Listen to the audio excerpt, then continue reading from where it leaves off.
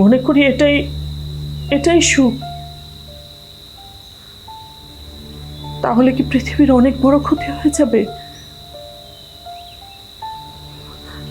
আকাশ থেকে কোনো তারা খসে পড়বে?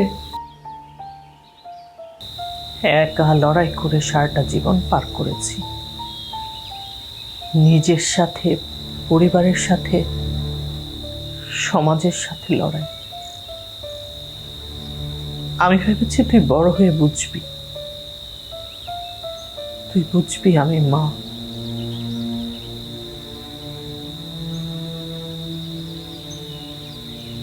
কিন্তু আমি এখন আর শুধুমাত্র কারো মা হয়ে বাঁচতে চাই না, মানুষ হয়ে বাঁচতে চাই।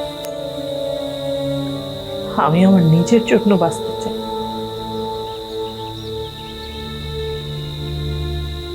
তাতে যদি আমাকে